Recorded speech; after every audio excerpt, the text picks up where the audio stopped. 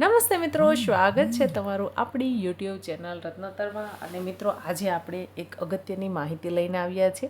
તો આપણે મિત્રો ચાલો આવો નવું કંઈક જાણીએ. એના અંદર છે એ સરકારી શાળામાં શિક્ષણ નહીં તે ઉપરાંત પણ અનેક લાભો છે એ મળવા પાત્ર થતા હોય છે. મિત્રો, આપણે બધા છે એ સરકારી નોકરી મેળવવા માટે તો ખૂબ તનતોડ મહેનત કરીએ છીએ, પણ ક્યારેય સરકારી સ્કૂલના અંદર આપણા બાળકોને ભણવા માટે નથી મોકલતા, અથવા તો સરકારી હોસ્પિટલો કે સરકારી જે પણ કાંઈ હોય છે યોજનાઓ, તેનો લાભ લેવામાં આપણે ખચકાટ રાખતા હોઈએ છીએ. તો મિત્રો, આવું ના કરવું જોઈએ. આપણા માટે જ સરકાર આ બધું કાર્ય કરતી હોય છે. તો આપણે પણ વિના સંકોચે ગવર્મેન્ટ સ્કૂલમાં બાળકોને ભણવા મૂકવા જોઈએ, કેમકે તેના અંદર ખૂબ જ ક્વોલિફાઈડ સ્ટાફ હોય છે, એની નિમણૂક કરવામાં આવેલી હોય છે. જે લોકો ટાટ ક્લિયર કરી હોય અને પછી મેરિટમાં આવ્યા હોય એ લોકો જ ગવર્મેન્ટ સ્કૂલમાં નોકરી કરતા હોય છે. મિત્રો, એટલે ખાસ હમણાં જો જૂન જુલાઈમાં એડમિશન શરૂ થશે તો બાળકોને સરકારી સ્કૂલના અંદર 1 થી 8 ધોરણમાં ભણે તેવો આગ્રહ રાખજો. મિત્રો, હવે સરકારી શાળાના અંદર શિક્ષણની સાથોસાથ પણ ઘણી બધી યોજનાઓ છે, તેના લાભ બાળકોને આપવામાં આવતા હોય છે. જેવી રીતે કે NMS પરીક્ષા છે, પછી પૂજિત રૂપાણી પરીક્ષા, આદર્શ નિવાસી શાળા છે, PSE એક્ઝામ છે, મુખ્યમંત્રી જ્ઞાન સેતુ યોજના, મુખ્યમંત્રી જ્ઞાન સાધના યોજના અને નમો લક્ષ્મી યોજના. આ બધી જ યોજનાઓ છે એ ગુજરાત સરકાર પુરસ્કૃત છે. તો હવે મિત્રો, આપણે માહિતી મેળવીએ કે આ યોજના છે એ શું કામ કરશે અને શું તેના અંદર આપણને લાભ મળવા પાત્ર થશે.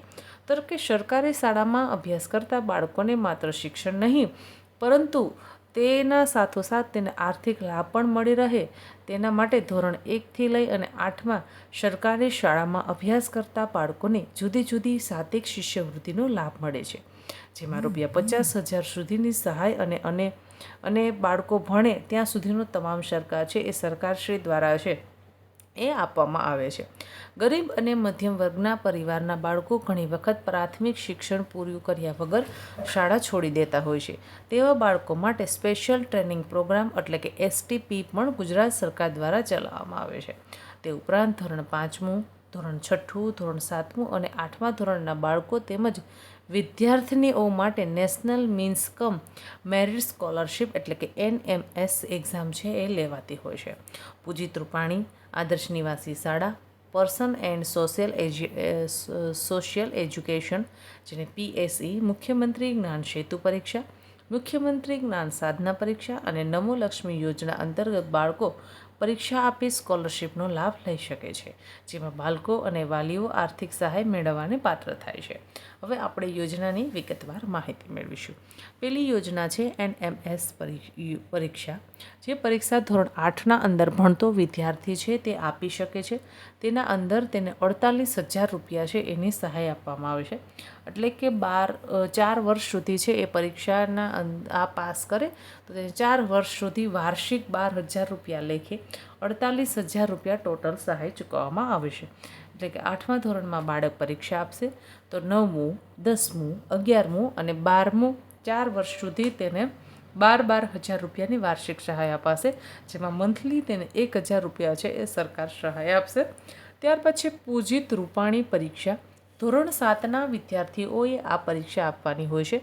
અભ્યાસનો તમામ ખર્ચ છે એ જો પૂજિત રૂપાણી પરીક્ષા પાસ કરે તો બાળક 8મા ધોરણમાં આ પરીક્ષા પાસ આવશે, એટલે કે 7મા ધોરણમાં પરીક્ષા આપશે અને 8મા ધોરણથી લઈ અને બાળક જ્યાં સુધી ભણે ત્યાં સુધીનો સંપૂર્ણ ખર્ચ છે એ આના અંતર્ગત ચૂકવવામાં આવે. માનો કે બાળકે 7મા ધોરણમાં પરીક્ષા આપી, બાળક 8મું ધોરણમાં એ પરીક્ષા આપ્યા બાદ એના અંદર એ ભણે છે, તો બાળકને ડૉક્ટર થવું છે, એન્જિનિયર થવું છે, કંઈ પણ થવું છે, તો એ બાળક છે જ્યાં સુધી ભણશે એને જે ભણવો હશે ત્યાં સુધીનો સંપૂર્ણ ખર્ચ પૂજિત રૂપાણી પરીક્ષા પાસ કરશે તો તેના અંતર્ગત ચૂકવવામાં આવશે. ત્યારબાદ છે આદર્શ નિવાસી શાળા. જે આપણે જાણીએ છીએ મિત્રો, અનુસૂચિત જાતિના જે વિદ્યાર્થીઓ છે તે લોકો ધોરણ 8ના અંદર આ પરીક્ષા આદર્શ નિવાસી શાળાના અંદર એડમિશન લેશે તો તેને 9મા ધોરણથી 12મા ધોરણ સુધી હોસ્ટેલના અંદર રહેવાનું, જમવાનું અને ભણવાની સંપૂર્ણ સુવિધા છે એ મળવા પાત્ર થશે. ત્યારબાદ છે PSE, જે છે એ ધોરણ 6ના વિદ્યાર્થીઓએ આપવાની હોય છે અને તેમાં તેમને આર્થિક સહાય ચૂકવવામાં આવે છે. હવે મુખ્યમંત્રી જ્ઞાન સેતુ યોજના. ધોરણ 5ના વિદ્યાર્થીઓ આ યોજનાનો લાભ લઈ શકે છે. તેમાં 41,000 રૂપિયાની સહાય આપવામાં આવે છે. 6થા ધોરણથી લઈ અને 12મા ધોરણ સુધી તેને આ સહાયનો લાભ મળતો રહેશે મિત્રો. ત્યારબાદ છે મુખ્યમંત્રી જ્ઞાન સાધના પરીક્ષા. ધોરણ 8ના વિદ્યાર્થીઓએ આ પરીક્ષા આપવાની છે, જેમાં તમને 26,000ની સહાય મળશે. ધોરણ 9થી લઈ અને 12મા ધોરણ સુધી તમે આ છે સહાયનો લાભ મેળવી શકો છો. એટલે કે ત્યાં સુધી તમે કન્ટિન્યુ એનો જે પણ કાંઈ લાભ મળતો હશે તે તમને મળવાપાત્ર થશે. ત્યારબાદ છે નમો લક્ષ્મી યોજના. ધોરણ 8 પાસ કન્યાઓને છે એ આનો લાભ મળશે.